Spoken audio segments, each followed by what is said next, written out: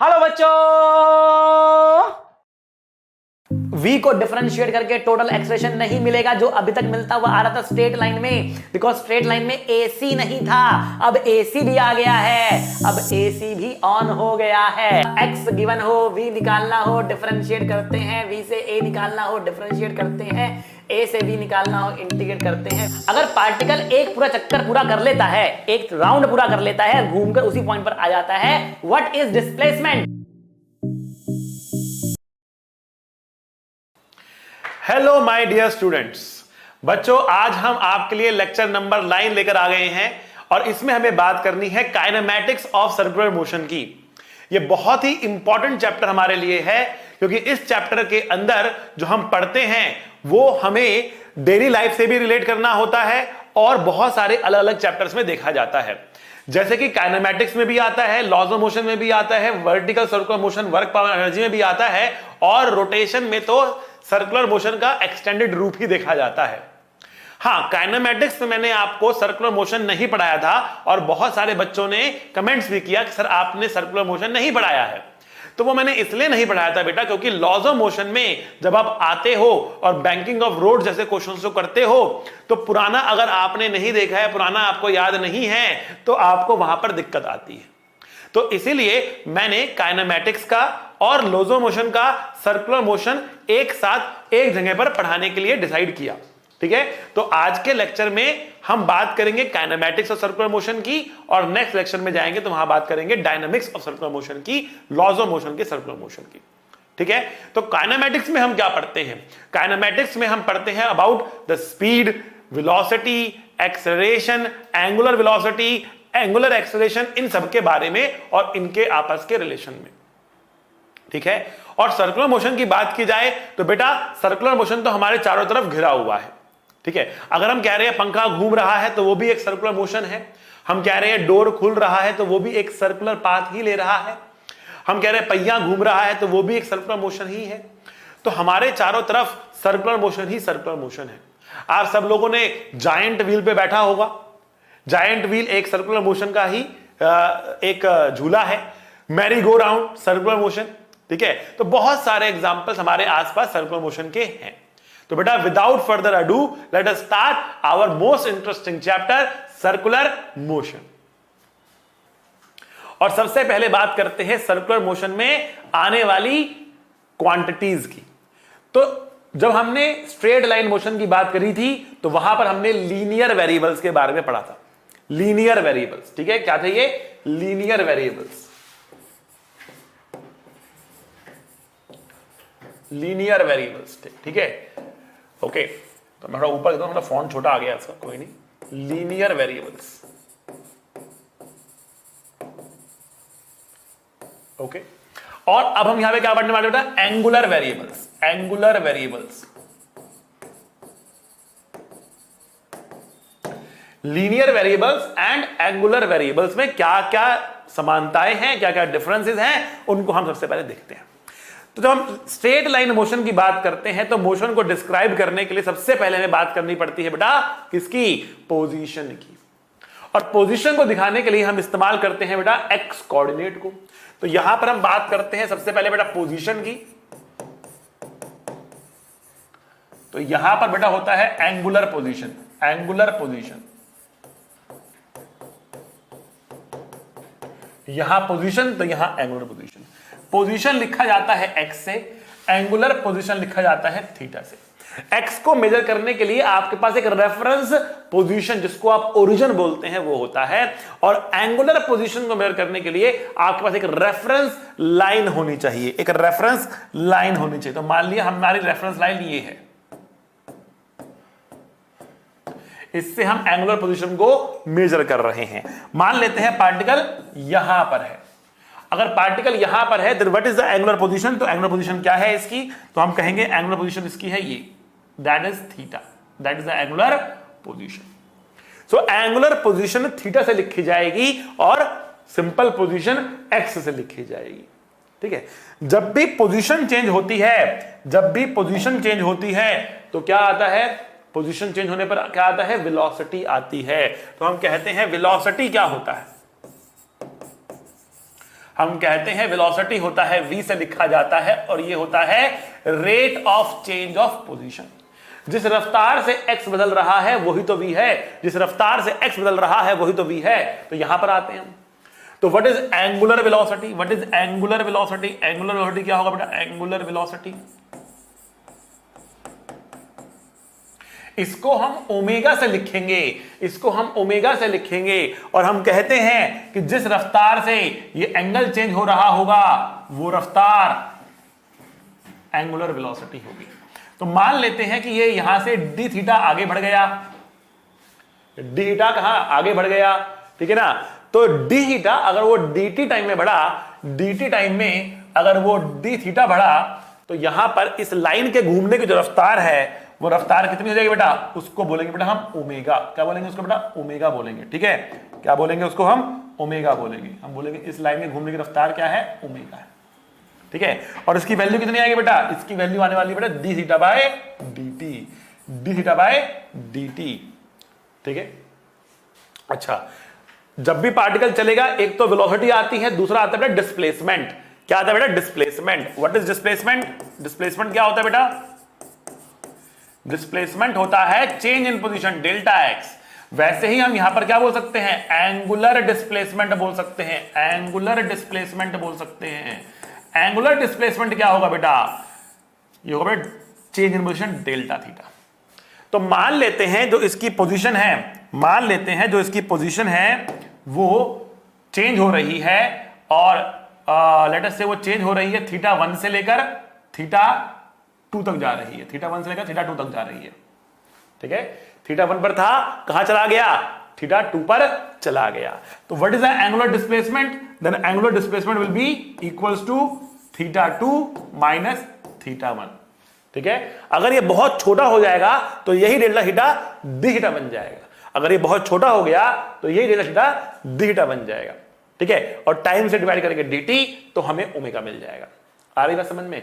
तो जब भी पार्टिकल चलेगा, जब भी पार्टिकल चलेगा तो उसमें एक डिस्प्लेसमेंट आएगी और जब भी पार्टिकल सर्कुलर मोशन में चलेगा तो उसमें एक एंगुलर डिस्प्लेसमेंट आएगी। एंगुलर डिस्प्लेसमेंट डेल्टा थीटा से लिखा जाएगा और angular velocity D theta by dt से लिखी जाएगी। अब बात करते हैं थोड़ी सी डायरेक्शंस की, ठीक है। बात करते हैं थोड़ी सी यहां पर डायरेक्शंस की। तो देखो बेटा, मान लेते हैं हमारा जो पार्टिकल है वो यहां से शुरू हो रहा है, ठीक है। ये इसका इनिशियल पॉइंट है, यहां से शुरू हो रहा है, ठीक है। और पार्टिकल यहां से घूमा घूमा घूमा घूमा घूमते घूमते वापस यहीं पर आ गया, घूमते घूमते वापस यहीं पर आ गया। अगर पार्टिकल एक पूरा चक्कर पूरा कर लेता है, एक राउंड पूरा कर लेता है, घूमकर उसी पॉइंट पर आ जाता है, व्हाट इज डिस्प्लेसमेंट? कमेंट में लिख के बताओ। What is displacement? कमेंट में लिख के बताओ। तो बेटा आप लोग लिखोगे displacement is 0। What is angular displacement? What is angular displacement? Comment में लिख के बताओ व्हाट इज एंगुलर डिस्प्लेसमेंट। तो बहुत सारे बच्चे लिखेंगे सर वो भी कितना होगा? 0 होगा। नहीं बेटा, डिस्प्लेसमेंट 0 होगा, एंगुलर डिस्प्लेसमेंट 0 नहीं होगा। डिस्प्लेसमेंट 0 होगा लेकिन एंगुलर डिस्प्लेसमेंट 0 नहीं होगा। एंगुलर डिस्प्लेसमेंट 0 इसलिए नहीं होगा बिकॉज वो हमेशा एक ही तरीके से घूमा है, हमेशा क्लॉकवाइज ही गया है, मतलब उसका एंगल हमेशा बढ़ता हुआ ही गया है, एंगल कभी घटा नहीं। हां, अगर वो वापस आता तब उसका एंगुलर डिस्प्लेसमेंट 0 होता, ठीक है। तो एंगुलर डिस्प्लेसमेंट होगा कितना? यहां पर हम अलग से स्लाइड पे फिर से लिख लेते हैं इस बात को। हमने कहा कि इन नोट्स बना रहे हैं यहां पर अपने हमने कहा इन 1 कंप्लीट रोटेशन और रिवॉल्यूशन, ठीक है। अभी मैं रोटेशन रिवॉल्यूशन के बीच में कोई डिफरेंस क्रिएट यहां पर नहीं कर रहा हूं और सिंपल उनको इंटरचेंजेबली यूज कर रहा हूं। रोटेशन मतलब एक चक्कर पूरा करने में, ठीक है, सिंपल। इन 1 कंप्लीट रोटेशन, एक चक्कर पूरा करने में, इन 1 complete rotation the displacement equal 0 but angular displacement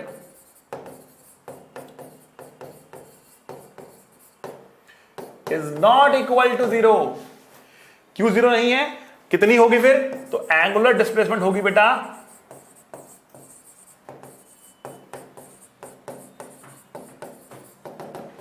2 पाई के बराबर, 2 पाई के बराबर, 2 पाई रेडियंस के बराबर, ठीक है ना। अब रेडियन क्या होता है, 2 पाई रेडियन, हमने कहा रेडियन क्या होता है बेटा, ये भी एंगल की एक यूनिट होती है। जिस तरीके से हम डिग्री लिखते हैं वैसे ही हमारे पास एक रेडियन होता है, उनके इनमें आपस में कन्वर्जन भी होता है। हम कहते हैं बेटा पाई रेडियंस बराबर 360 डिग्री होता है, पाई रेडियन बराबर 360 डिग्री होता है। ये आपको करना है याद, ये पता होना चाहिए आपको। तो हमने कहा कि एक चक्कर पूरा किया तो इसका जो एंगुलर डिस्प्लेसमेंट है वो 2 पाई कहलाएगा। 2 चक्कर पूरे करेगा 4 पाई, 3 चक्कर पूरे करेगा 6 पाई, 4 चक्कर पूरे करेगा 8 पाई। एंगुलर डिस्प्लेसमेंट 0 इसलिए नहीं हो रहा क्योंकि वो हमेशा एक ही डायरेक्शन में घूम रहा है। यहां से चालू किया, हमेशा एक ही डायरेक्शन में घूम रहा है, ठीक है। जैसे पंखा घूम रहा है एक डायरेक्शन में तो उसका एंगुलर डिस्प्लेसमेंट क्या हो रहा है, बढ़ता जा रहा है, बढ़ता जा रहा है, बढ़ता। लेकिन वहीं पर आपके पास टेबल फैन हो, टेबल फैन क्या करता है, पहले इधर जाता है, फिर वापस आता है, फिर इधर जाता है, फिर वापस आता है, ठीक है ना। अब जब टेबल फैन इधर जाकर वापस इधर आ रहा तो वो उल्टा वापस आ रहा है। जब वो उल्टा वापस आ रहा है तब एंगुलर डिस्प्लेसमेंट घटेगा, तब एंगुलर डिस्प्लेसमेंट घटेगा। जब उल्टा वापस आएगा तो घटेगा, अगर एक ही डायरेक्शन में जाएगा तो बढ़ता जाएगा। तो पंखे का क्या हुआ, वो हमेशा एक ही डायरेक्शन में जाता है, इसलिए उसका एंगुलर डिस्प्लेसमेंट क्या होता है बेटा, बढ़ता जाता है, बढ़ता जाता है। टेबल फैन का नहीं, टेबल फैन पहले इधर गया, फिर वापस आया, इधर गया, फिर वापस आया, फिर इधर गया, फिर वापस आया, फिर इधर गया। तो वो उल्टा, जब वो उल्टा आ रहा है, जब वो उल्टा आ रहा है तब एंगुलर डिस्प्लेसमेंट घटेगा। मतलब अगर ये पार्टिकल यहां से पहले यहां जाता और फिर यहां से वापस आता तब आप उसका एंगुलर डिस्प्लेसमेंट 0 बोल देते, अब नहीं बोल सकते। ये बात समझ में आई बेटा आप लोगों को, कोई परेशानी नहीं। चलो, हमने बात करी कि एंगुलर डिस्प्लेसमेंट क्या होता है, हमने बात करी कि यहां पर एंगुलर वेलोसिटी क्या होती है, एंगुलर वेलोसिटी क्या होती है। अगर डिस्प्लेसमेंट जल्दी जल्दी हो, अगर एंगुलर डिस्प्लेसमेंट जल्दी जल्दी आए तो वो जल्दी जल्दी घूम रहा होगा और ओमेगा कितना होगा, ज्यादा होगा। अच्छा, ओमेगा की यूनिट क्या होगी, what is the unit of omega, ठीक है। तो ओमेगा की यूनिट क्या होगी बेटा, जैसे हमने बोला एंगुलर डिस्प्लेसमेंट की यूनिट है रेडियन या डिग्री, वैसे ही ओमेगा की जो यूनिट होती है, यूनिट ऑफ ओमेगा, ठीक है, ये होती है बेटा रेडियन पर सेकेंड, ठीक है। एंगल अपॉन टाइम है ना, एंगल अपॉन टाइम है तो radian upon second is the unit of omega. अच्छा भाई, बहुत बढ़िया।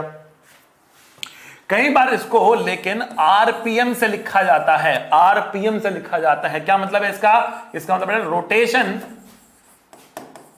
पर मिनट, रोटेशन पर मिनट।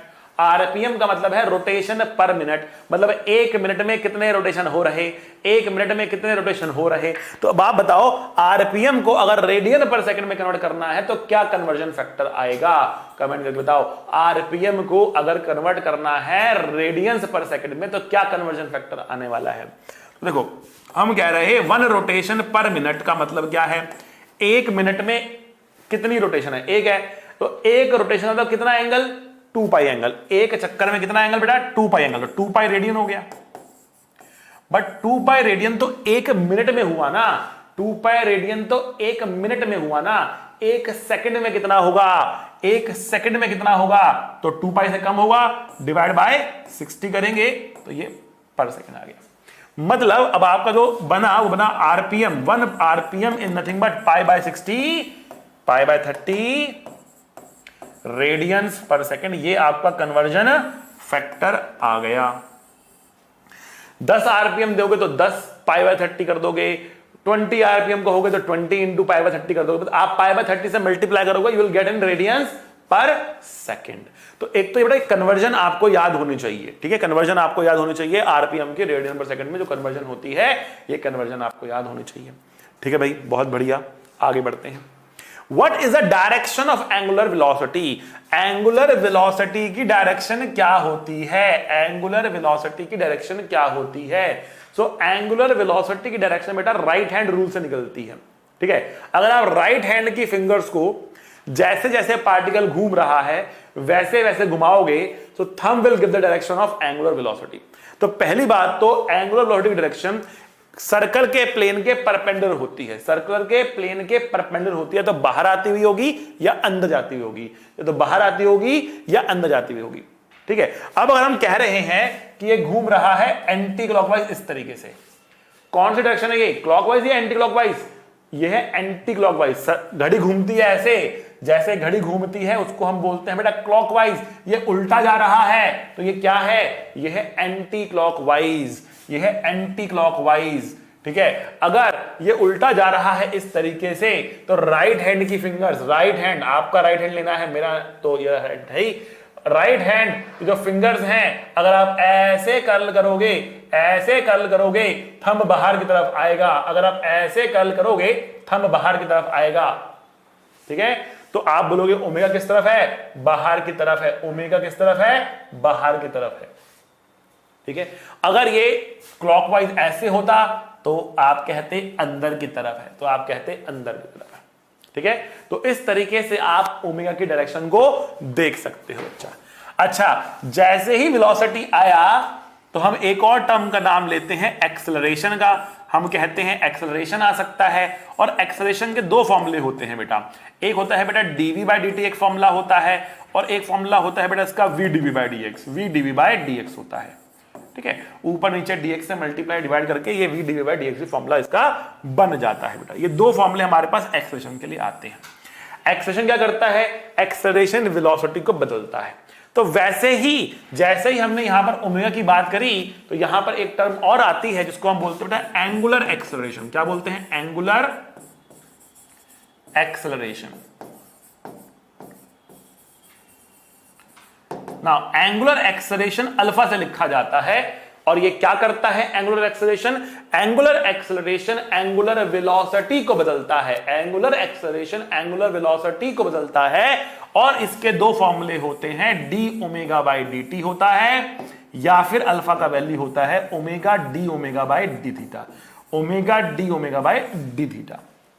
ठीक है ना, omega d omega by D theta, दो इसकी वैल्यूज होती है। एक वैल्यू क्या होती है, D omega by D T होती है, और दूसरी बेसिकली यहां पर हो क्या रहा है, यहां पर बिल्कुल सिंपल सा काम हो रहा है। जो रोल यहां पर एक्स का है वो रोल यहां पर थीटा का है, जो रोल यहां पर वी का है वो रोल यहां पर ओमेगा का है, जो रोल यहां पर एक्सेलरेशन का है वो रोल यहां पर अल्फा का है। बिल्कुल सेम टू सेम, बिल्कुल सेम टू सेम, 1 to 1 आपको मैचिंग यहां पर दिख रही होगी। जैसा जैसा यहां पड़ा वैसा वैसा यहां पढ़ना है, दोनों बिल्कुल आइडेंटिकल मुझे दिख रहे हैं। ठीक है, चलिए भाई और बातें करते हैं। यहां पर देखो, हमने कहा कि भाई v है dx बाई dt, ठीक है, और हमने कहा ओमेगा है D theta by D T. Similarities देखो अब, ठीक, हमने कहा a है dv बाई dt, और हमने कहा अल्फा है डी ओमेगा बाई dt। फिर हमने कहा कि a है v dv बाई dt, फिर हमने कहा कि अल्फा है omega d omega by d theta. जो मैं कह रहा था आपको, X and theta, V and omega, V and omega, ठीक है, और यहां पर डी एक्स था, सॉरी यहां पर डी एक्स था, ठीक है, एक्स एंड थीटा। ठीक, अच्छा, ये तो आपके जर्नल फॉर्मूलेस हो गए जो हमेशा वैलिड है, ये आपके जनरल फॉर्मूलेस हो गए जो हमेशा वैलिड हैं। ये लीनियर वाले केस में, ये एंगुलर वाले केस में, ये हमेशा वैलिड है। अब आगे बात करते हैं। देखो, अगर हम यहां पे कह रहे हैं कि एक्सेलरेशन कांस्टेंट है, एक्सेलरेशन कांस्टेंट है, तो हम क्या यूज करते हैं, इक्वेशंस ऑफ मोशन को इस्तेमाल करते हैं। तो हम कहते हैं बेटा कि v होता है dx बाई dt, या फिर v होता है u प्लस ए टी, और s होता है ut plus half A T square, और v स्क्वायर होता है u स्क्वायर प्लस 2as। ठीक है, अब अगर हम कहें कि अल्फा कांस्टेंट है, अल्फा कांस्टेंट है, वहां पर ए कांस्टेंट था, यहां पर अल्फा हमने कांस्टेंट ले लिया। ए क्या करता है, वेलोसिटी को बदलता है, अल्फा क्या करता है, ओमेगा को बदलता है।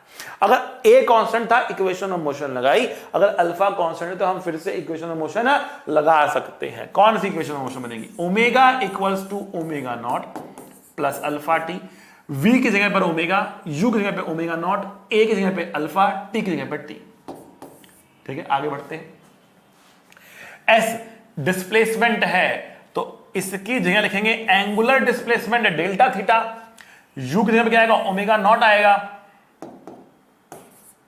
इंटू टी हाफ, a की जगह पे अल्फा आएगा टी स्क्वायर, v की जगह पर ओमेगा आएगा, यहां ओमेगा नॉट आएगा और अल्फा डेल्टा थीटा आएगा। तो ये हमारे पास इक्वेशंस हैं, ये हमारे पास इक्वेशंस हैं। अगर अल्फा कांस्टेंट है तो, और अगर अल्फा वेरिएबल है तो हमारे पास ये वाली कंडीशंस आती है। यहां पे अल्फा वेरिएबल होगा, कांस्टेंट होगा तो भी लगा सकते हो, ये सबके लिए जनरल रूल है ये। और ये क्या है बेटा, ये क्या है आपके पास, यहां पर क्या करना है आपको, ये आपके पास है जब अल्फा कांस्टेंट होगा तो। ठीक है, ये डिफरेंशिएशन के फॉर्मूले हैं, इसको आप इंटीग्रेशन के फॉर्मूलों में भी कन्वर्ट कर सकते हो। आप कह सकते हो dx is equals to v dt का integral, dv equals to a dt का integral, v dv equals to a dx का इंटीग्रल।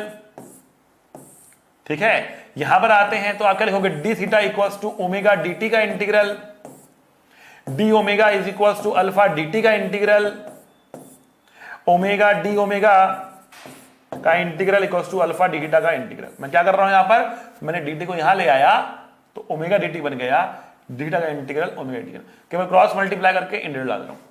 तो मेरे पास ये 6 फॉर्मूले हैं बेसिकली, लीनियर में भी और एंगुलर में भी। अच्छा, लीनियर में मैंने आपको एक रूल सिखाया था, आरजी रूल, याद है आरजी रूल। आरजी रूल क्या था बेटा, आरजी रूल बहुत सिंपल था। मैंने क्या कहा था, x गिवन हो, v निकालना हो, डिफरेंशिएट करते हैं, v से a निकालना हो, डिफरेंशिएट करते हैं, a से v निकालना हो, इंटीग्रेट करते हैं, v से x निकालना हो, इंटीग्रेट करते हैं। ठीक, बिल्कुल सेम टू सेम हम यहां पे बोल सकते हो, सेम टू सेम, कोई डिफरेंस है ही नहीं। हम कह रहे हैं कि अगर आपको थीटा से v निकालना हो, ओमेगा निकालना हो, डिफरेंशिएट करेंगे, ओमेगा से अल्फा निकालना हो, डिफरेंशिएट करेंगे, अल्फा से ओमेगा निकालना हो, इंटीग्रेट करेंगे, ओमेगा से थीटा निकालना हो, इंटीग्रेट करेंगे। तो बिल्कुल वैसे ही क्वेश्चन आपके हो जाते हैं सॉल्व, कोई डिफरेंस नहीं आता। ठीक है बेटा, तो ये इक्वेशंस ऑफ मोशन के ऊपर, ये डिफरेंशिएशन इंटीग्रेशन के ऊपर फॉर्मूले रहे, ये आपके सामने आ गया। तो अभी आपको एंगुलर वेरिएबल समझ में आ गए होंगे। लीनियर वेरिएबल आप पढ़ते हुए आ रहे थे, एक्स वी ए, ये तीनों पढ़ते हुए आ रहे थे। डिफरेंशिएशन के और इक्वेशन ऑफ मोशन के रूल पढ़ते हुए आ रहे थे, क्वेश्चन करते हुए आ रहे थे। बिल्कुल उसी तरीके से सर्कुलर मोशन के अंदर थीटा है, ओमेगा है, अल्फा है, उनके बीच में डिफरेंशिएशन के रिलेशन है और उनके बीच में इक्वेशंस ऑफ मोशन के भी रिलेशन है, और बिल्कुल सेम तरीके से लगता है, कोई डिफरेंस नहीं आता। ठीक है, केवल इतना ध्यान रखना है, एक्स की जगह पर थीटा, वी की जगह पर ओमेगा, ए की जगह पर अल्फा, बाकी सब कुछ एग्जैक्टली सेम है, कोई डिफरेंस नहीं है। फिर भी एक क्वेश्चन हम लेते हैं, काफी सारी बातें हमें करनी है अभी, तो देखते हैं क्वेश्चन क्या कह रहा है। क्वेश्चन कह रहा है कि एक फैन है जो 120 आरपीएम पे रोटेट कर रहा था, तो ओमेगा नॉट आपको 120 आरपीएम दिया हुआ है। ठीक है, ओके। अगर आपको इसे कन्वर्ट करना है रेडियन पर सेकंड में, तो π/30 से आप करेंगे मल्टीप्लाई और आपका रेडियन पर सेकंड में ही हो जाएगा कन्वर्ट। ठीक है, कर लेते हैं कन्वर्ट। तो इसको हम बोल सकते हैं 120 into π/30, that means 4 pi radians per second, radians per second. ठीक, When it was switched off, उसके बाद हमने स्विच ऑफ कर दिया, तब क्या हुआ, it takes 10 seconds to come to rest, 10 second में ये रुक गया। ठीक है, तो टाइम आपको दे रखा है 10 सेकंड का। If the fan retards uniformly, मतलब रिटार्डेशन, एंगुलर रिटार्डेशन यूनिफॉर्म है, मतलब अल्फा कांस्टेंट है, then find the number of rotations it takes, कितनी रोटेशंस ये लेता है रुकने से पहले, ये आपको बताना है, ये आपको बताना है। ठीक, तो देखो मैंने यहां पर क्या कहा, मैंने कहा कितना रोटेशन लेकर ये रुकेगा, अल्फा कितना होगा, हम पहले यहां पर समझ निकालने की कोशिश करते हैं। तो क्योंकि अल्फा क्या है, कांस्टेंट है, ठीक है, तो हम इक्वेशन ऑफ मोशन का इस्तेमाल करेंगे या डिफरेंशिएशन का इस्तेमाल करेंगे? ऑब्वियसली हम इक्वेशन ऑफ मोशन का इस्तेमाल करेंगे। हम क्या बोलेंगे, हम लिखेंगे omega equals to omega naught plus alpha into t. कितना ओमेगा हमारे पास, 4 पाई, तो फाइनल कितना है 0, इनिशियल है 4 pi alpha into T, T कितना है 10 सेकेंड। तो यहां से मुझे अल्फा मिल गया, कितना मिला 2 पाई बाय 5 माइनस रेडियंस पर सेकेंड स्क्वायर। इसको मैं यहां पर लेकर आया तो नेगेटिव आया, डिवाइड बाय 10 करा तो 2/5 बचा, ठीक है। अल्फा की वैल्यू मुझे मिल गई, बट क्वेश्चन ने हमें अल्फा निकालने को नहीं कहा, कितने चक्कर लगाएगा ये निकालने को कहा, ठीक है। तो आइए देखते हैं कैसे निकलेगा, कितने चक्कर लगाएगा। तो अब हम क्या करने वाले हैं, अब हम करने वाले हैं दूसरी इक्वेशन का इस्तेमाल, और हम कहेंगे अब omega square is equals to omega naught square plus 2 alpha delta theta. हमें डेल्टा थीटा मिल जाएगा। तो ओमेगा कितना है बेटा, 0 है। ओमेगा नॉट कितना है, ओमेगा नॉट कितना है बेटा, ओमेगा नॉट हमारे पास है 4 पाई, इसको करेंगे स्क्वायर, अल्फा, अल्फा कितना है बेटा माइनस 2 पाई बाय 5, ठीक है, डेल्टा थीटा, डेल्टा थीटा यहां लिखेंगे, तो ये कितना हुआ बेटा 4 pi by 5 delta theta 16 pi square, pi से एक पाई कटेगा, 4 से ये 4 आ जाएगा, और यहां से डेल्टा थीटा की वैल्यू मिलेगी 20 पाई रेडियंस। ये बेटा एंगल है, लेकिन क्वेश्चन ने आपसे एंगल नहीं पूछा, इसे नंबर ऑफ रोटेशंस पूछ लिया था। तो हम अब यूनिटरी मेथड लगाएंगे, बोलेंगे 2 pi radian equal to 1 rotation, 2 pi radian equal to 1 rotation, 1 radian equals to 1 by 2 pi rotation, and 20 pi radian equals to 20 pi divided by 2 pi rotation। मतलब कितना हुआ बेटा, ये 10 रोटेशन हुआ, 10 रोटेशन।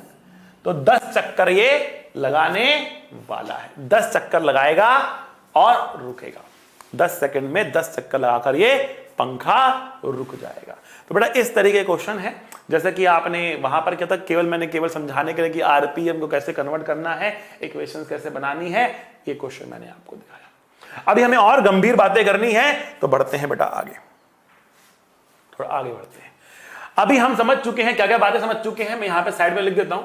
हम बातें समझ चुके हैं क्या, कि थीटा क्या होता है, ओमेगा क्या होता है, अल्फा क्या होता है, इनके बीच में आपस में रिलेशन क्या होते हैं। हम ये भी समझ चुके हैं कि ओमेगा की वैल्यू होती है D theta by D T, और अल्फा की वैल्यू होती है D omega by D T, और अल्फा की value omega d omega by d theta भी होती है। इसके बाद अल्फा कांस्टेंट होता है, तो इक्वेशंस ऑफ मोशन भी लगा सकते हैं। यहां पर इतनी बातें हमें समझ में आ चुकी हैं, लेकिन अब थोड़ी सी और गंभीर बातें हमें करनी है, जो आमतौर पर बहुत क्लियरिटी के साथ बच्चों को समझ में नहीं आती हैं। तो एकदम बेटा सीरियस हो जाओ, एकदम सीरियस हो जाओ, कुर्सी की पेटी बांध लो।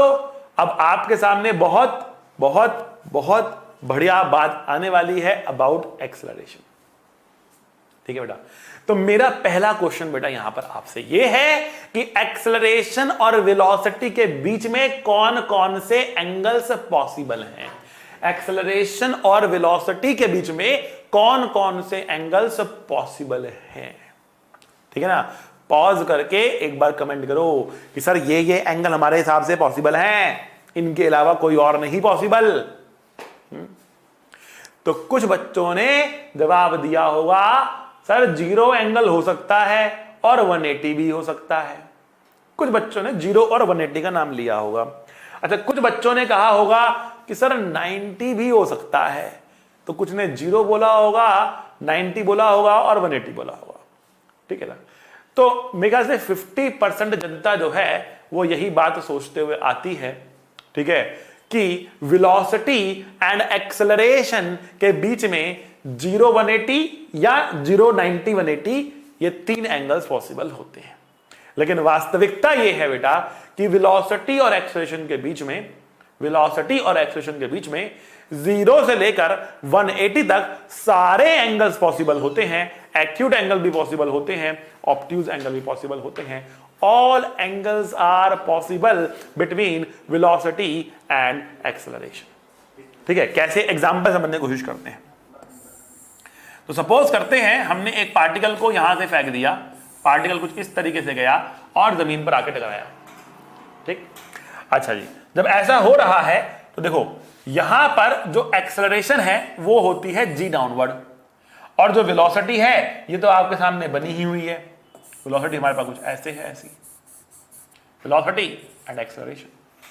अच्छा जी, थोड़ा सा और आगे बढ़ते हैं, यहां पर आते हैं। ये तो बिल्कुल ये वाला पॉइंट हो गया, थोड़ा यहां पर भी तो ऐसे ही है ना। अच्छा, वेलोसिटी किस डायरेक्शन में होती है? What is the direction of velocity? Velocity किस डायरेक्शन में होती है? Velocity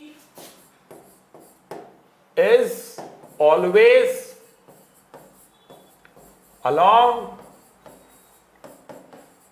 tangent. Velocity is always along tangent. Velocity हमेशा टेंजेंट की डायरेक्शन में होती है, इस बात को आपको रखना है ध्यान। ठीक है, चलो तो यहां पर आएंगे तो वेलोसिटी डायरेक्शन क्या होगी? ये होगी। यहां पर आएंगे तो वेलोसिटी डायरेक्शन क्या होगी? ये होगी। यहां पर भी ऐसे, यहां पर भी ऐसे, यहां पर भी ऐसे। एक्सेलरेशन की डायरेक्शन क्या होती है? एक्सेलरेशन की डायरेक्शन क्या होती है बच्चों? तो एक्सेलरेशन प्रोजेक्टाइल के केस में हमेशा डाउनवर्ड है। Acceleration is vertically downward, vertically downward in projectile.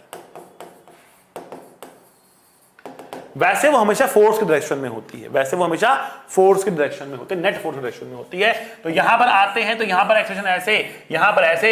यहां पर देखो, ध्यान से देखो, यहां पे जो एंगल है, यहां पे जो एंगल है वो एंगल कितना है? एक्यूट है, ऑब्ट्यूज है कि 90 है? तो ये एंगल है बेटा ऑब्ट्यूज, ऑब्ट्यूज। ये एंगल क्या है बेटा? 90 है। ये एंगल कितना है बेटा? ये एक्यूट एंगल है, ये एक्यूट एंगल है। ठीक है, so the angle between V and A, angle between V and A can be acute, can be obtuse, can be 90, it can be anything between 0 to 180। 0 और 180 के बीच में कुछ भी हो सकता है। ठीक है, तो पहली चीज दिमाग से आपको ये क्लियर करनी है, पहली चीज दिमाग में आपको ये क्लियर करनी है, angle between V and A can be anything between 0 and 180। ठीक है, चलिए, तो अगर ये बात है तो हम ये कह सकते हैं कि मान लेते हैं कि ये एक्सेलरेशन है और ये वेलोसिटी है और इनके बीच में एंगल थीटा है। इसमें इस बात को मानने में कोई तकलीफ नहीं होनी चाहिए। अब आपको ऐसा पॉसिबल है कि नहीं? बिल्कुल पॉसिबल है। पार्टिकल इधर जा रहा था, इस पर मैंने इधर फोर्स लगा दिया। पार्टिकल इधर जा रहा था, इस पर मैंने इधर फोर्स लगा दिया, तो ये वेलोसिटी हो जाएगी, ये एक्सेलरेशन हो जाएगा। ठीक है, बुझाया कि बुझ गया है भाई? समझ में आई बात? ओके, आइए देखते हैं आगे। अब एक्सेलरेशन के हम कर सकते हैं दो कंपोनेंट, एक्सेलरेशन के हम कर सकते हैं दो कंपोनेंट। एक कंपोनेंट होगा इस तरफ, एक कंपोनेंट होगा इस तरफ। जो ये वाला कंपोनेंट है ये होगा बेटा a cos थीटा, जो ये वाला कंपोनेंट है ये होगा बेटा a sin थीटा। ठीक है, अच्छा, तो ये वाला कंपोनेंट है ये वेलोसिटी की डायरेक्शन में है, और वेलोसिटी किस डायरेक्शन में होती है? वेलोसिटी टेंजेंट के अलोंग होती है। तो जो एक्सेलरेशन में कंपोनेंट वेलोसिटी के अलोंग है वो टेंजेंट के अलोंग भी तो है, इसलिए हम इस कंपोनेंट को क्या कह सकते हैं? AT, मतलब tangential acceleration. Tangential acceleration, tangential acceleration tangent के अलोंग होगा या वेलोसिटी के अलोंग होगा? टेंजेंट के अलोंग होगा या वेलोसिटी के अलोंग होगा? टेंजेंट के परपेंडिकुलर क्या होता है? कोई भी ग्राफ बनाया आपने, कोई भी ग्राफ बनाया आपने, कोई भी पॉइंट लिया इस पर डॉट, इसके ऊपर आपने बनाया है एक टेंजेंट, तो टेंजेंट का परपेंडिकुलर क्या होगा? टेंजेंट का परपेंडिकुलर क्या होगा भाई? तो टेंजेंट का जो परपेंडिकुलर होता है वो होता है नॉर्मल। नॉर्मल, ठीक है, ये क्या है? टेंजेंट। ये क्या है? नॉर्मल।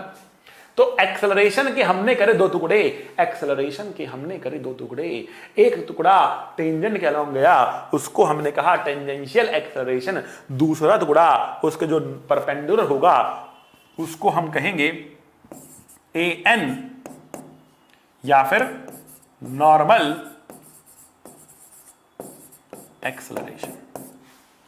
लेकिन अभी आप सर खुजा रहे होंगे कि सर हम एक्सेलरेशन के दो टुकड़े कर क्यों रहे हैं, हम एक्सेलरेशन के दो टुकड़े कर क्यों रहे हैं? Why we are breaking the acceleration into two components. हम इसलिए ब्रेक कर रहे हैं इसे क्योंकि क्योंकि क्योंकि क्योंकि क्योंकि क्योंकि एक्सेलरेशन करता क्या है? एक्सेलरेशन चेंजेस वेलोसिटी, कोई शक? एक्सेलरेशन चेंजेस वेलोसिटी, कोई शक? नो शक, बेशक। आइए, अगर वेलोसिटी को एक्सेलरेशन चेंज करता है तो वेलोसिटी के पास होती हैं दो चीजें, वेलोसिटी के पास होती हैं दो चीजें, कौन कौन सी? Velocity can be changed by changing first its speed, second its direction, और both। वेलोसिटी के पास होती हैं दो चीजें, एक होता है क्या? मैग्नीट्यूड, जिसको बोलते हैं स्पीड, और दूसरा होता है क्या? डायरेक्शन। वेलोसिटी एक वेक्टर क्वांटिटी है, इसके पास है दो चीजें, एक है मैग्नीट्यूड, दूसरा है डायरेक्शन। एक्सेलरेशन को वेलोसिटी को बदलना है और उसको बदलने के लिए वो चाहे तो स्पीड भी बदल सकता है और चाहे तो डायरेक्शन भी बदल सकता है, स्पीड भी बदल सकता है और डायरेक्शन भी बदल सकता है। हम क्या बात कर रहे थे? हम बात कर रहे थे कि हमने एक्सेलरेशन के दो टुकड़े क्यों करे? क्यों हमने इसलिए दो टुकड़े करे क्योंकि स्पीड बदलने का काम टेंजेंशियल एक्सेलरेशन को मिला है और डायरेक्शन बदलने का काम नॉर्मल एक्सेलरेशन को मिला है। जो ये दो टुकड़े हैं एक्सेलरेशन के, ये दो अलग अलग काम करते हैं। जो ये टुकड़े हैं एक्सेलरेशन के, ये दो अलग अलग काम करते हैं। टेंजेंशियल एक्सेलरेशन स्पीड बदलता है, नॉर्मल एक्सेलरेशन डायरेक्शन बदलता है। नॉर्मल एक्सेलरेशन डायरेक्शन बदलता है, ठीक है? तो tangential acceleration changes speed, normal acceleration changes direction, ठीक है? तो रिमेंबर दैट टेंजेंशियल एक्सेलरेशन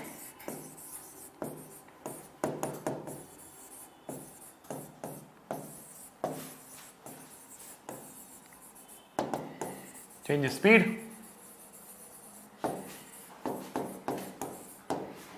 ठीक है? And normal acceleration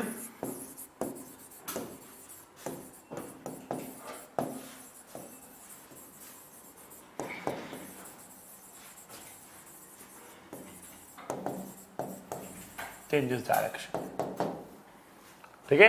tangential acceleration is parallel और एंटी पैरेलल टू वेलोसिटी, ठीक है? टेंजेंट के अलोंग है, वेलोसिटी भी टेंजेंट के अलोंग है, बट वो उससे उल्टा भी हो सकता है ना, ठीक है? तो टेंजेंशियल एक्सेलरेशन स्पीड चेंज करेगा, बढ़ा भी सकता है और घटा भी सकता है।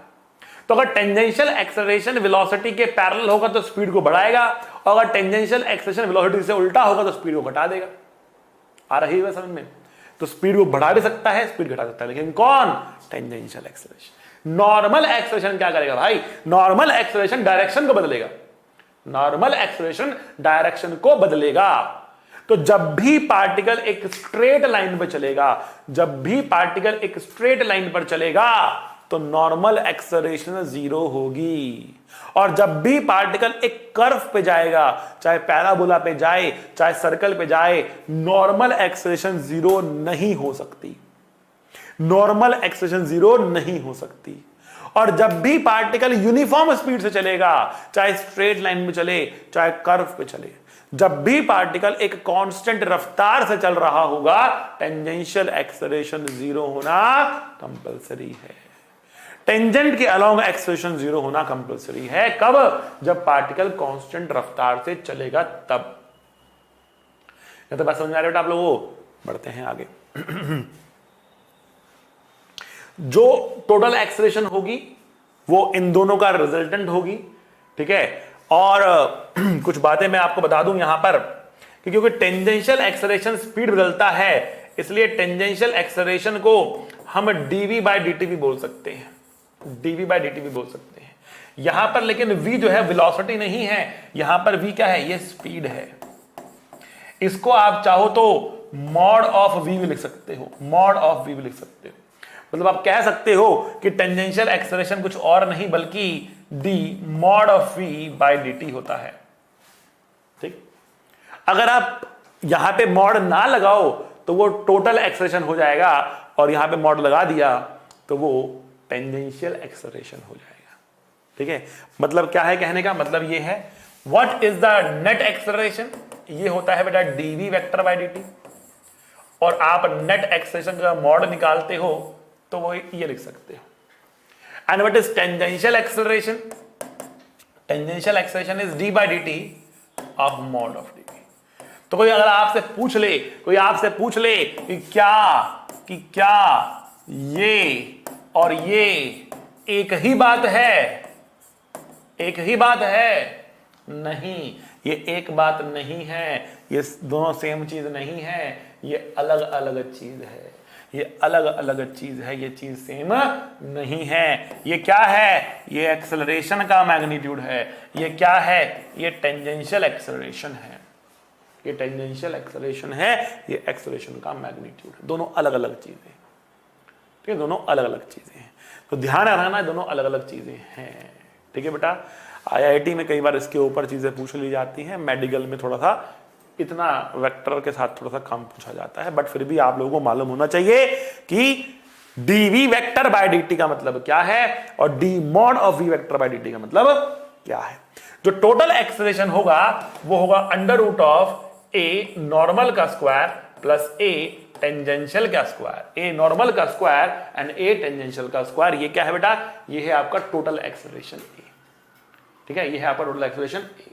टेंजेंशियल के बारे में मैंने बता दिया कि टेंजेंशियल एक्सेलरेशन लिखा जाता है dv by dt where v is the speed। to be more specific I can write like this।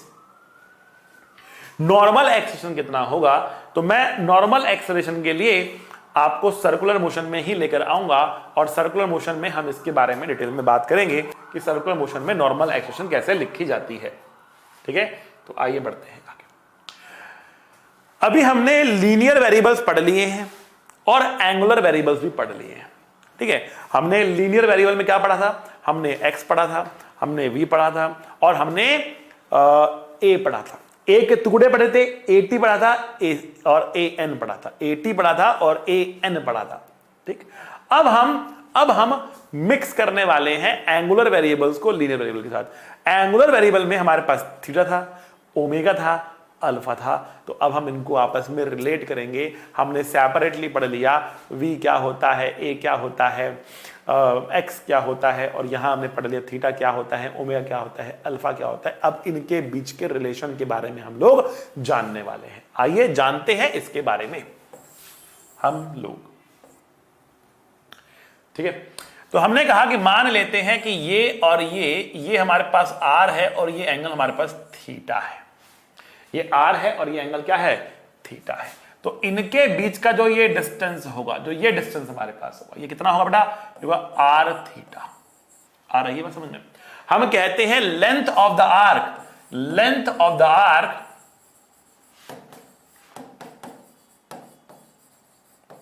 Length of the arc is equals to radius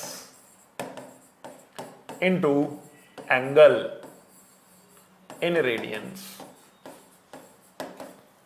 ठीक है। आर्क लेंथ क्या होगी, radius into the angle in radians, ठीक है। अच्छा, मान लेते हैं जो डिस्टेंस है ये है हमारे पास कितना है, x है, ठीक है। तो हम बोलेंगे x बराबर r थीटा, x बराबर r थीटा, या फिर आप बोल सकते हो dx बराबर r d थीटा। डिवाइड करते हैं इसको dt dt से, तो dx बाय dt हमारा बनेगा v और d थीटा बाय dt बनेगा हमारा ओमेगा। तो हम क्या बोलेंगे, v equals to r omega बोलेंगे, v equals to r omega. पहला रिलेशन में मिल चुका है, v बराबर r ओमेगा, v बराबर r ओमेगा, ठीक है। आगे बढ़ते हैं, इसको डिफरेंशिएट करते हैं। यहां पर v रफ्तार है, यहां पर v रफ्तार। अगर आप वेक्टर फॉर्म में जाना चाहते हैं तो वेक्टर फॉर्म में आप लिख सकते हैं it is omega cross r।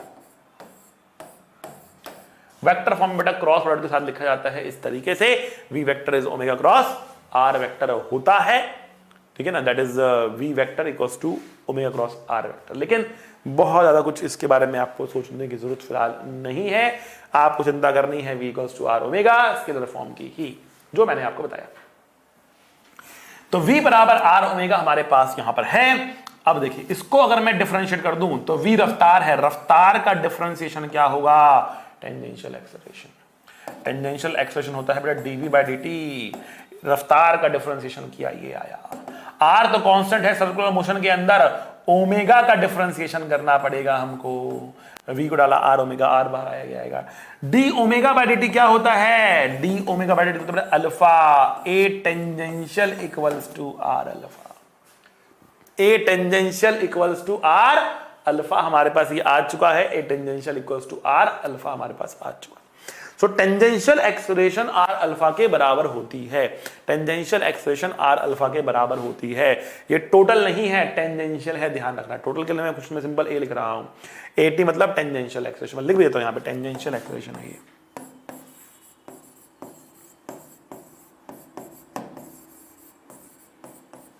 Remember that this is the tangential acceleration. So tangential acceleration equals to r alpha हमारे पास होता है। क्लियर है बेटा, समझ में आपको? So we got tangential acceleration. Now what about the normal acceleration, normal acceleration कितना होगा, ठीक है।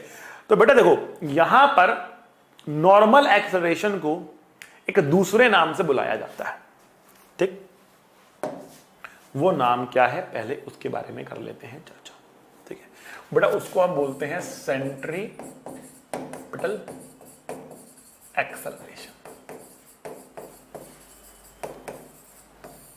क्या बोलते हैं बेटा, सेंट्रीपिटल एक्सेलरेशन बोलते हैं। Now what is centripetal acceleration, let's see. तो हमने कहा कि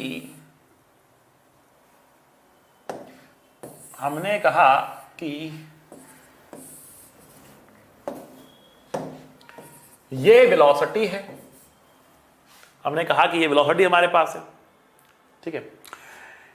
एक्सेलरेशन के दो कंपोनेंट हो सकते हैं, ठीक। एक कंपोनेंट वेलोसिटी के डायरेक्शन में हो सकता है जो टेंजेंशियल कहलाएगा, और दूसरा कंपोनेंट वेलोसिटी के परपेंडिकुलर होगा जो वेलोसिटी के डायरेक्शन को घुमाने काम आएगा।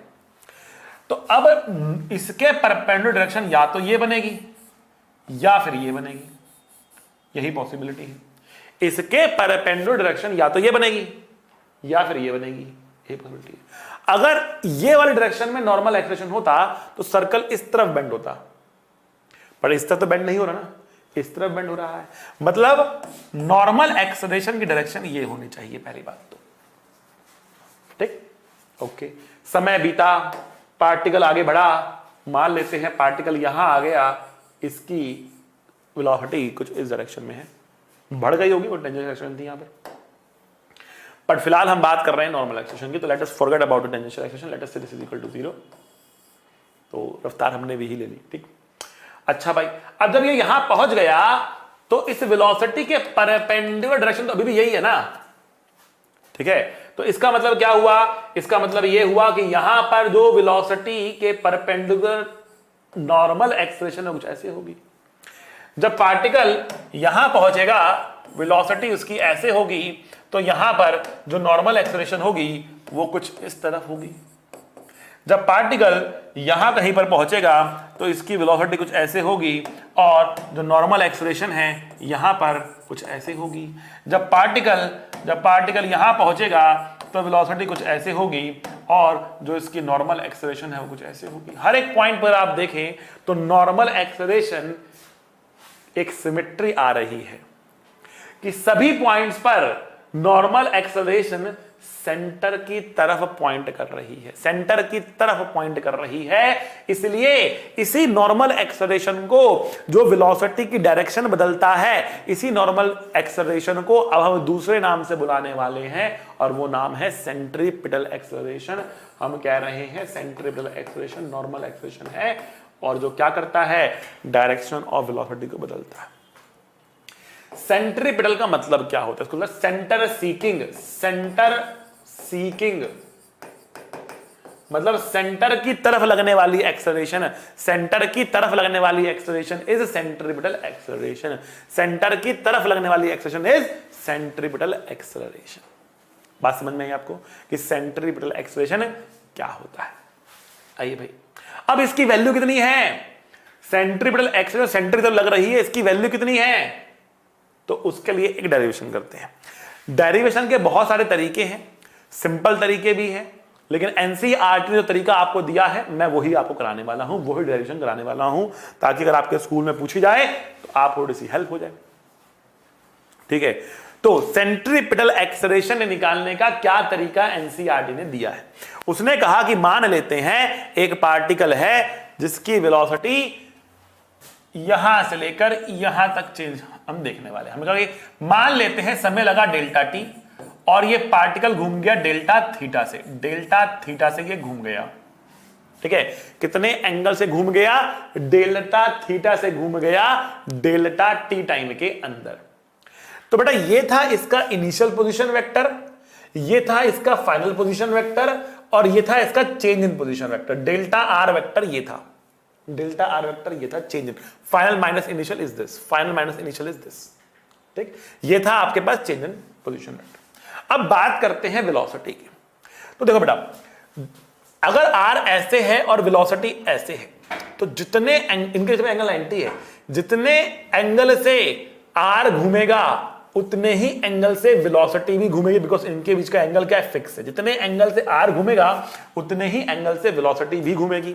मतलब ये था इनिशियल वेलोसिटी, ये था फाइनल वेलोसिटी, और इनके बीच में जो एंगल आया वो कितना आया, डेल्टा थीटा का ही आया। तो बेटा ये कितना, ये क्या होगा, ये होगा चेंज इन वेलोसिटी, ये होगा चेंज इन वेलोसिटी। तो ये है आपका change in velocity delta we, और ये है आपका change in position vector delta R vector. ठीक, अब देखो ये एंगल भी डेल्टा थीटा, ये एंगल भी डेल्टा थीटा।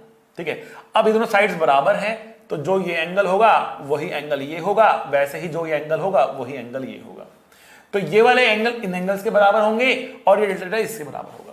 तो ये ट्रायंगल और ये ट्रायंगल सिमिलर ट्रायंगल है, ये ट्रायंगल और ये ट्रायंगल सिमिलर ट्रायंगल है। मैंने क्या किया यहां पर, मैं फिर से बताता हूं मैंने यहां पर क्या किया। मैंने यहां पर एक बारी पोजीशन वेक्टर का ट्रायंगल बनाया और फिर एक बारी मैंने पोजीशन वेक्टर का ट्रायंगल बनाया, उसी को यहां पर उसने और छोटा एंगल करके दिखा दिया है, बट बात वही है। ठीक है, हमने यहां पर क्या किया, एक बारी पोजीशन वेक्टर का ट्रायंगल बनाया और एक बारी वेलोसिटी वेक्टर का ट्रायंगल बनाया, और उन दोनों ट्रायंगल को सिमिलर प्रूव कर दिया। ठीक है ना, once we prove that all the three angles are same of this triangle, ठीक है, and these two triangles are similar, then we can say side की जो रेशियोज आने वाली है ना वो बराबर आने वाली है। That means delta r by r is going to be equal to delta v by v. Delta r by r equal to delta v by v हमें मिलने वाला है। Delta r by r, if you want to be more accurate you can write like this. ठीक है, delta r by r equal to delta v by v, ये हमारे पास हो। अब एक काम करते हैं, दोनों तरफ हम इसको डिवाइड कर लेते हैं टाइम से। तो मैं लेटर से डेल्टा टी टाइम में ऐसा हुआ था, तो divide by delta T divide by delta T. ठीक, इस ट्रायंगल की जो साइड्स हैं डेल्टा आर और आर, इनका रेशो, इस ट्रायंगल की जो साइड्स हैं डेल्टा वी अपॉन वी, इसका रेशो बराबर होगा। ठीक है, सिमिलर ट्रायंगल्स की प्रॉपर्टी हमने लगा दी। ठीक है, अब देखो डेल्टा आर बाय टी तो वी बन जाएगा, और डेल्टा वी बाय टी क्या बन जाएगा बेटा, एक्सेलरेशन बन जाएगा। लेकिन यहां पर हमने स्पीड को चेंज होता हुआ नहीं माना, हमने कहा कि जो रफ्तार है ना वी डैश की वैल्यू वी के ही बराबर है, हमने वी डैश को वी के बराबर ही ले रखा है, हमने रफ्तार को चेंज होता हुआ नहीं माना। अगर रफ्तार चेंज नहीं हो रही, वी डैश वी वेक्टर नहीं है, वी डैश है, अगर डायरेक्शन चेंज नहीं हो रही, ठीक है, तो सॉरी अगर स्पीड चेंज नहीं हो रही तो टेंजेंशियल एक्सेलरेशन जीरो है। केवल और केवल कौन सी एक्सेलरेशन है, सेंट्रीपिटल एक्सेलरेशन है। अगर केवल और केवल सेंट्रीपिटल एक्सेलरेशन हमारे पास आ रही है, केवल सेंट्रीपिटल एक्सेलरेशन आ रही है, तो जो change in velocity upon time है वो क्या है, ये बेटा सेंट्रीपिटल एक्सेलरेशन ही तो है। तो इसका मतलब centripetal acceleration v square by r हो जाएगा, centripetal acceleration v square by r हो जाएगा। अच्छा, v का एक और फॉर्मूला है, v का फॉर्मूला होता है बेटा r omega, v equals to r omega, v बराबर r ओमेगा, अभी निकाला था हमने, ठीक है। तो ac की वैल्यू एक और आएगी बेटा r ओमेगा का square divide by r, that means omega square into r, ठीक है, ओमेगा स्क्वायर इनटू r, ठीक है। ये हमारे पास सेंट्रीपिटल एक्सेलरेशन के फॉर्मूले हो गए और स्कूल में जो कराई गई डेरिवेशन है वो भी आपके सामने यहां पर आ गई। एक बारी बेटा सम अप करते हैं हमने क्या क्या बातें पढ़ी अभी तक, ठीक है। तो मैंने यहां पर कहा पहली चीज कि v बराबर r ओमेगा होता है। फिर मैंने आपको कहा बेटा कि टेंजेंशियल एक्सेलरेशन r अल्फा होता है। फिर मैंने आपको कहा कि जो सेंट्रीपिटल एक्सेलरेशन होता है सेंटर की तरफ लगता है और इसकी value v square by r होती है या फिर ओमेगा स्क्वायर इंटू r होती है। यहां पे स्मॉल r मैंने रेडियस ऑफ द सर्कल ले रखा है। जो टोटल एक्सेलरेशन होती है वो अंडर रूट ऑफ at का स्क्वायर होता है प्लस ac का स्क्वायर होता है। टेंजेंशियल एक्सेलरेशन को आप dv बाय dt भी बोल सकते हो, जहां पर v यहां पर क्या है, स्पीड है। तो ये सारे फॉर्मूले हमने अभी तक देख लिए, ये चीजें आपको मालूम होनी चाहिए, ये चीजें आपको मालूम होनी चाहिए, ठीक है बेटा। आगे बढ़ते हैं। Equation of motion along circle, अब ये थोड़ा सा हटके चीज है, ठीक है, इसके बारे में बताता हूं आपको। हम कह रहे हैं कि इक्वेशन ऑफ मोशन तो हमें लगाना आता है, लेकिन सर्कल के अलोंग कैसे लगाएंगे, सर्कल के अलोंग कैसे लगाएंगे। तो मतलब अगर इसकी रफ्तार यहां पर u है और यहां पर इसकी रफ्तार v हो गई और इसे सर्कल के अलोंग डिस्टेंस चला है x और इसे सर्कल के अलोंग जो एक्सेलरेशन है वो है टेंजेंशियल एक्सेलरेशन at के बराबर, ठीक। तो हमने कहा कि जो टेंजेंशियल एक्सेलरेशन होता है वो होता है dv by dt, tangential acceleration होता है dv बाय dt। इसका मीनिंग क्या है बेटा, इसका मीनिंग है कि ये रफ्तार को बदल रहा है, कौन सी रफ्तार को, जो सर्कल के अलोंग रफ्तार है। मतलब अगर मैं यहां पर dv बराबर at dt कर दूं और इसको इंटीग्रेट कर दूं तो यहां पर u और v जो आएगा 0 से लेकर t तक इंटीग्रेट करने में, तो यहां पर ये एक लाइन के अलोंग नहीं, एक डायरेक्शन के अलोंग नहीं, सर्कल के अलोंग आ गया। तो speed along circle, speed along circle, मान लिया t टाइम में इसको समय लगता है यहां तक जाने के लिए, तो आप ये इक्वेशन लगा सकते हैं, कोई दिक्कत नहीं आएगी। सिमिलरली आप टेंजेंशियल एक्सेलरेशन को v dv बाय dx लिख सकते हैं, लेकिन यहां पर x डिस्प्लेसमेंट नहीं होगा, ये डिस्टेंस अलोंग सर्कल होगा।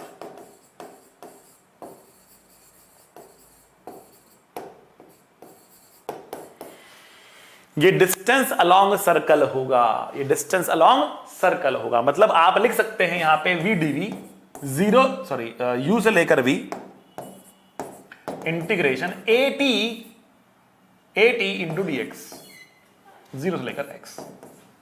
यहां पर x डिस्टेंस अलोंग सर्कल होगा और 0 से लेकर v तक की वैल्यू हम यहां पर लिख सकते हैं, ठीक है। आई बात समझ में? ओके भाई।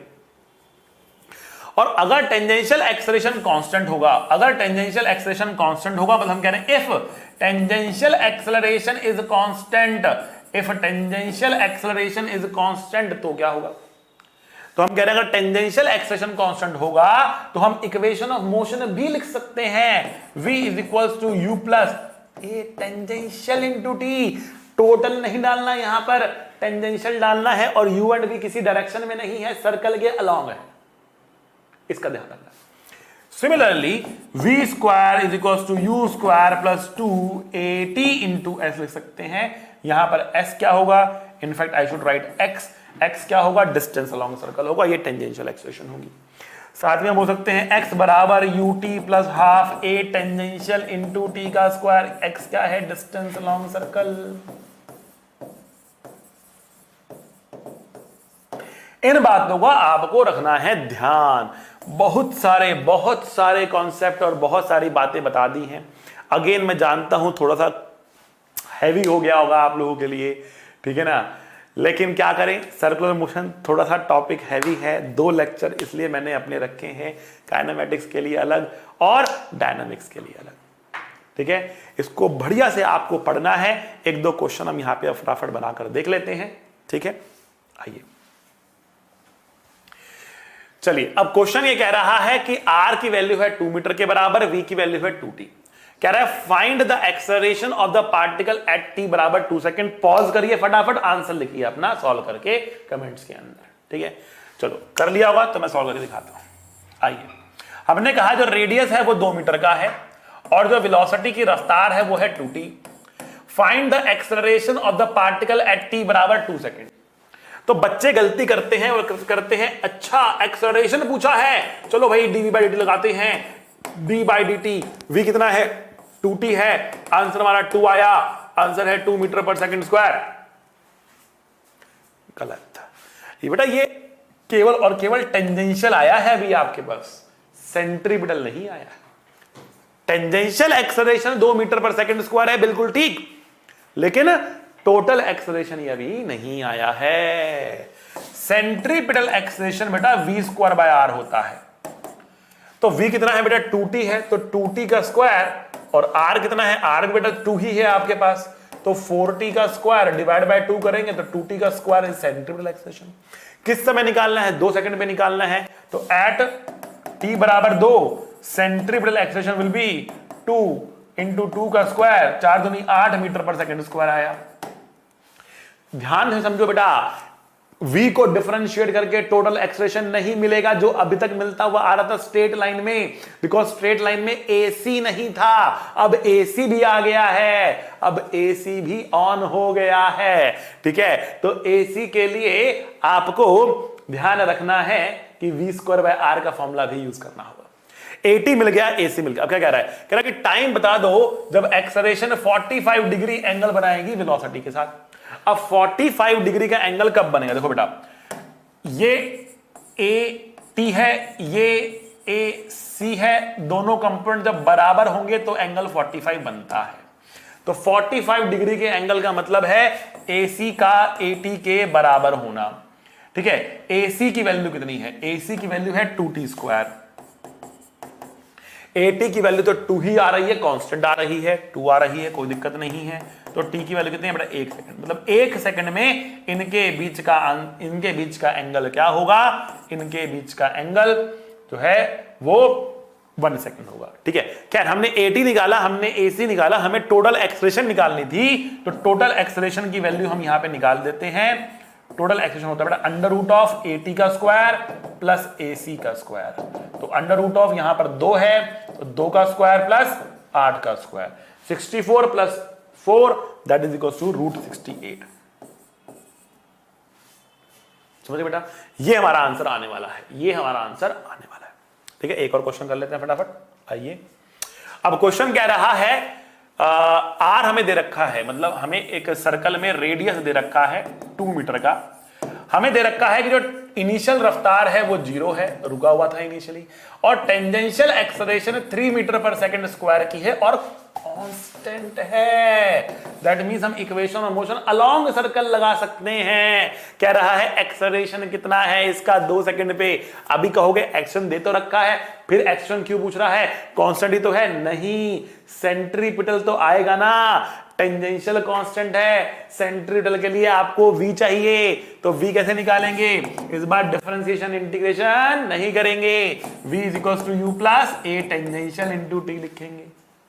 ठीक है, v is equal to u 0 है, टेंजेंशियल एक्सेलरेशन 3 टाइम t ले लिया हमने, v की वैल्यू कितनी आ गई 3t आ गई। Now tell me what is centripetal acceleration, centripetal acceleration होता है v स्क्वायर बाय r, मतलब 9t स्क्वायर, r कितना है 2 है, ये सेंट्रीपिटल एक्सेलरेशन आ गया। ठीक है, अच्छा जी, अब 2 सेकंड में पूछ रहा है, तो एट